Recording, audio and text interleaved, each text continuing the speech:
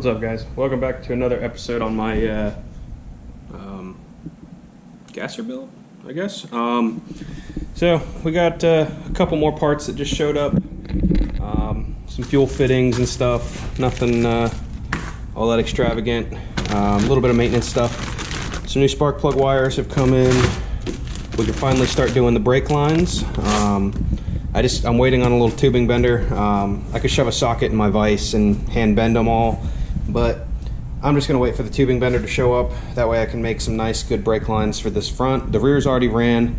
So once we get those made, all I gotta do, fill it up, bleed it. Same thing with the clutch, make a clutch line, fill it up, bleed it. And we're gonna be taking this thing up the road here very soon. We got a couple little cool things coming for you though. Picked up this battery box. Instead of the battery just floating around in the trunk, from Speedway Motors.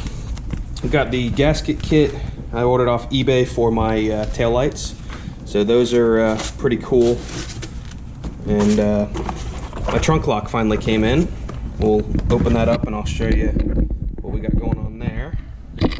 So let's gotta find a spot to put this camera so it won't fall. But I don't really know how much you guys can see with it chilling right there.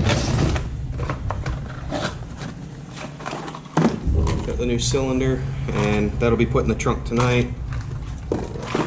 That. It's a great way to wrap taillight gaskets, I guess.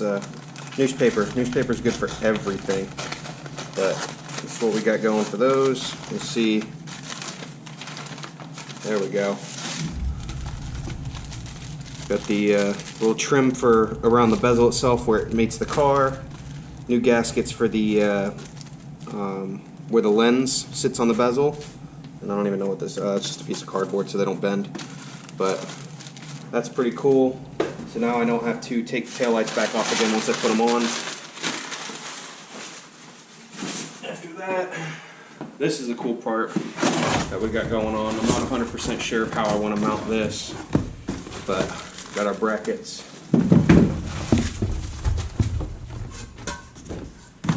We got our little keg gas tank. So I'm gonna go, I got some jack stands set up. I'm just gonna put it in front of the car and let me know what you guys think on placement. I'm still probably going to take the bumper off and see what it looks like under there without a bumper on there. But for right now, let's set this down.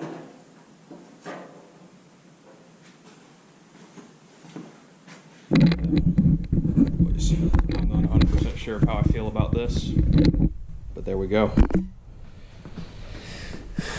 Let me know what you guys' thoughts are. Should I take the bumper off? Should I mount it there?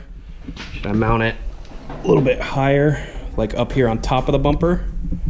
I'm not really sure. Let me know in the comments what you think I should do with that, but we're coming along. That's not really a necessity, but I bought it because I like the way the little keg gas tanks look on the front of the cars.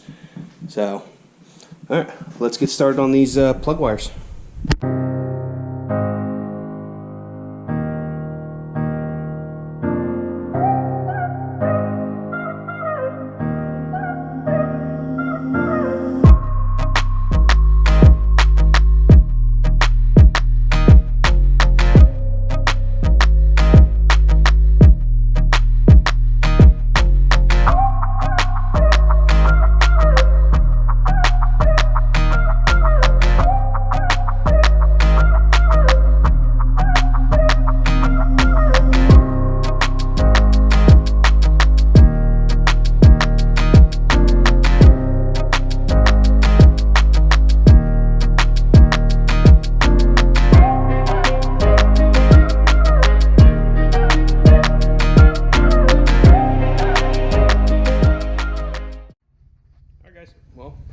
This is the finished product, and they look pretty clean with these spark plug wire separators chilling on there, putting them in their place.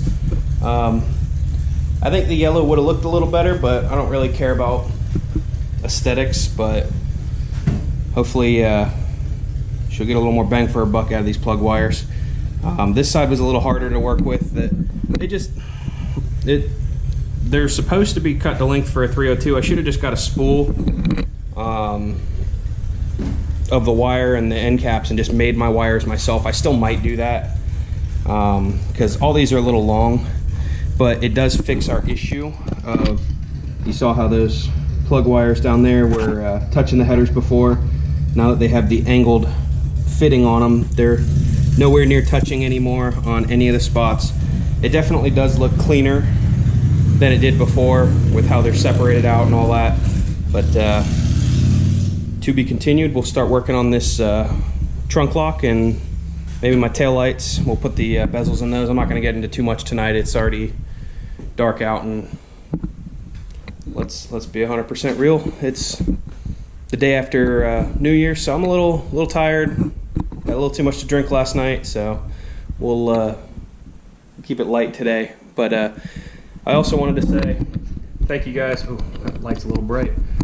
Thank you guys for getting me to 150 subscribers. That's I know it's not a lot and it's still a small channel, but it's a big milestone in my book. I'm just going from, I'm some hick with a car that I enjoy filming what I'm doing. I mean, without you guys, this isn't possible. Like I said, I know it's still a small channel and it's not a huge milestone, but to me, for people to be that interested to give me a subscription, that means a lot to me, and I just wanted to thank you for getting me there. Let's see if we can't get me up to 200. Keep this going, and the more people that subscribe, the more stuff I'm gonna do for you, and we're gonna get this going, and let's see if we can't go on this journey together. But for right now, let's get back on the car. All right, so we're back. I was actually planning on doing this tomorrow, but I got some more motivation, so we're gonna go ahead and start trying to get this battery box put in the trunk of the car. But check out this ghetto light that I had to do. I don't know where my good shop light is, so I have my flashlight taped to my trunk. But battery's gonna get mounted right there. That's where we're gonna put the box. We're gonna run some remote terminals and a battery kill switch to somewhere out here in this general vicinity-ish. I'm not 100% sure, but yeah, we're gonna get started and we're gonna mount that box in there, and that way the battery isn't shaking all around anymore.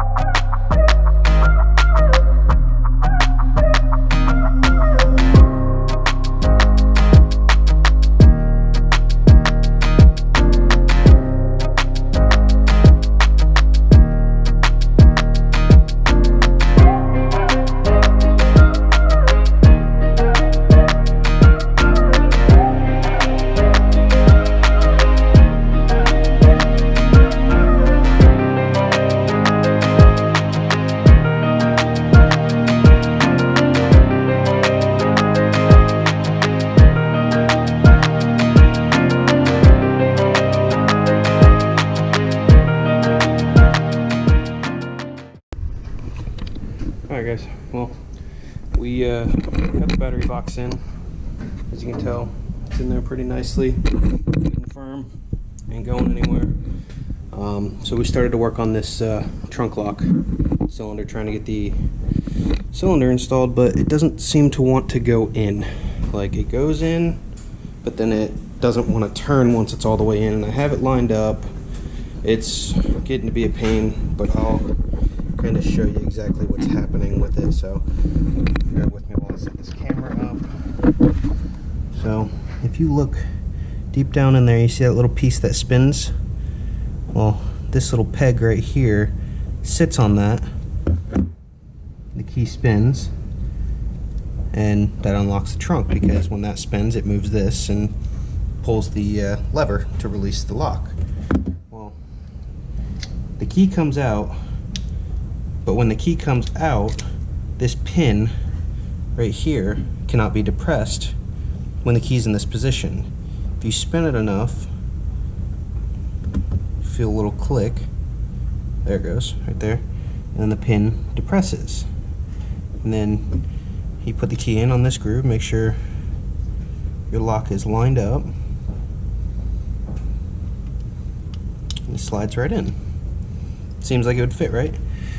Well, now the pin, I can't get it to go in deep enough to get that pin to set, but even if I could, the lock will not turn for me enough for me to even be able to pull the key out. So it's kind of being a pain in the butt. So I might let this one sit overnight and then come back to it here in the morning. So yeah, I guess we'll catch you in the morning, because it's, quite frankly, it's starting to aggravate me, and I'd really like to sleep on it, not get mad about it, and I'll just come back another time and we'll get it done. Whether or not the cylinder's in there or not, this thing's going back on the car tomorrow, because I like being able to shut the trunk. We've got some more parts scheduled to show up tomorrow. So we got a couple more things going to happen in this video. We might do an unboxing at the end of this video of more parts if they show up. But until then, catch you in the morning. What's up, guys? So we're back. It's the next day. It's a little later in the afternoon. I had some errands I had to go run this morning and all that, but I actually didn't film it, but I wound up staying up a little bit later and continued working with that trunk lock. It was a real big pain in the butt. I could not get that little pin to seat in there right. I did wind up getting it, so we'll go over here and show you. But man, I will tell you what, it was a pain.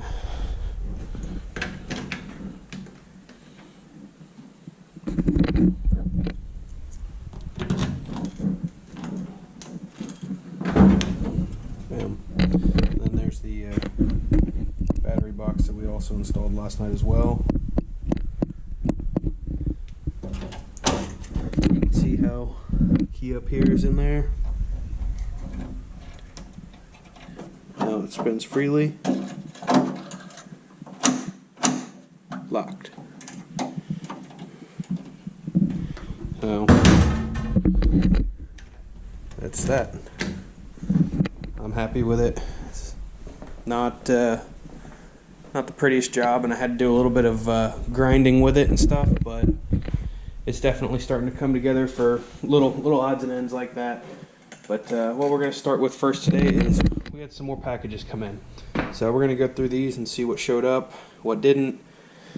Like I said, I have an entire list of stuff showing up here. I have like 30 packages supposed to be coming to my house. All stuff for this car. So give you a little, well, not really a little, but another package opening thing, or whatever you want to call it. And we'll see what else we got and where we're going to start today. So we'll get right to it. Alright guys, so it wasn't really anything all that spectacular that showed up today. So I'll just go, I already opened them all, so I'm just going to go through and tell you exactly what I got. I'm planning on rewiring the entire car. So I went and got a new fuse box for it. It comes with a bunch of fuses and ways to label it. That's going to become real handy when I start adding gauges and doing my electric fuel pump and water pump and my electric fan, stuff like that. Here's some more fittings that showed up for the fuel system. Just a double swivel female 10AN, and then a female to male 10AN 90. Kill switch for the back of the car. Circuit breaker for when I rewire it. This was the part that I've been waiting on though. It's a 20-inch contouring tool. So what I'm going to do is I'm going to set this up. This is one thing that's going to really help me with being able to trim the hood to fit the scoop out of it nice and clean. So I'll show you how it works. Pretty much you take this tool and all the edges are pushed off to one side, and you just, it picks up the shape of the whatever you're trying to trim. So once it's on there, I then would bring it over to the hood, set it on the hood, and I would draw my shape out, and that'll give me a rough cut of what I need to do to make that trim, or make the cut the hood to be able to make it work with it. Again, this isn't going to be perfect because obviously if I go right up against it, it's going to be the exact shape. So what I'm going to do is on the sides, I'm going to add about 1/4 of an inch so it clears it nice and clean and won't scratch this up. And then on the front, I'm going to add about 1/2 of an inch so as the hood comes up, it doesn't hit the front of the scoop. And once I come around the back, I'm going to slowly taper it out from 1/4 of an inch to 1/2 an inch. I don't think I need to do that. I might just leave it at 1/4 of an inch all the way around the back and then try to open it, and we'll see how that works. But yeah, this will be a very helpful tool for more than just the car. So we'll go ahead and start working on some stuff. I think I'm going to do the taillight gaskets for you guys, and then that'll probably be it for this video. I'm still waiting on a few things. I need a tubing bender so I can do my brake lines and my clutch line. But yeah, that's pretty much it, and we're going to get started on the taillights. Ready?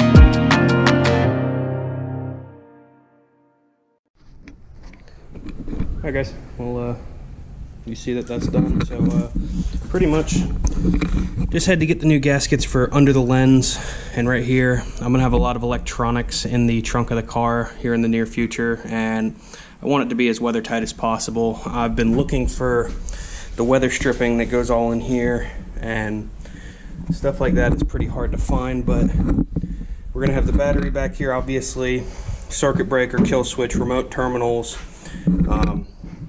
My fuse box will be over here. I'm going to make a nice panel for it, and that's going to control everything, so I want to keep the back of the car as dry as possible for when that happens. But yeah, that's all we got for this episode. Thanks for watching. If you enjoy my videos, don't forget to hit the like and subscribe button. I greatly appreciate that, and we'll catch you next time. See ya.